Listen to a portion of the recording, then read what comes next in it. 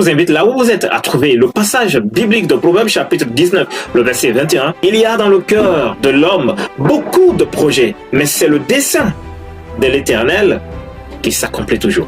Combien d'entre nous avons déjà acheté des agendas en fin d'année 2025 pour pouvoir planifier les choses de 2026? De sorte que certains ont écrit dans leur agenda plus de 10 idées de projets. Mais laissez-moi vous dire une seule chose.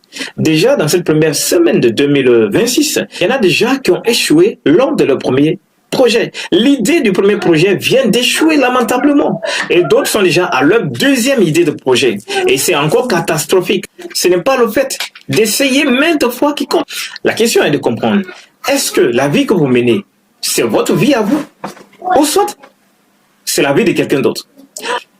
La vie que vous menez ne vous appartient pas. La vie que vous êtes en train de vivre, ce n'est pas votre vie. Donc, votre vie que vous avez ne vous appartient pas. Alors, tout ce que vous devez vivre dans ce monde ne doit pas venir de vous. Toutes les directives, toutes les décisions importantes à prendre dans votre vie ne viennent pas d'abord de vous.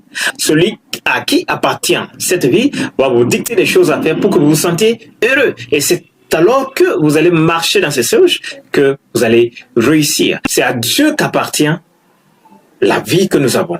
Tout ce qui est là-dedans, même votre vie et celle que je vis aujourd'hui, tout ensemble l'appartient. Et c'est lui qui donne les lignes directrices. C'est lui qui dit, cette année, nous ferons ça. Ce mois-ci, nous ferons ça. Cette semaine, c'est ce que nous allons faire.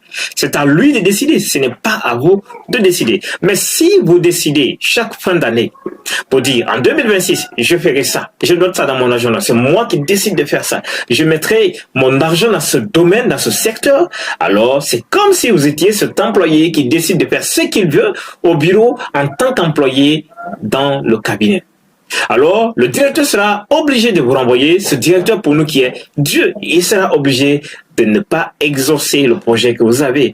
Il sera obligé de ne pas soutenir le projet que vous êtes en train de commencer. Alors, si vous voulez plutôt réussir dans quoi que ce soit, vous devez demander celui à qui appartient le cabinet. Votre vie appartient à Dieu. Tout ce que vous avez dans vos mains, ça appartient à Dieu. Seul le dessein de l'Éternel s'accomplira. Seul le projet de Dieu pour vous s'accomplira. Rien ne sert donc d'avoir assez d'idées de projets dans votre tête, assez d'agendas remplis que vous allez dire je vais accomplir ça dans le nouvel an. Rien de tout cela ne pourra s'accomplir si ce n'est dans le plan de Dieu.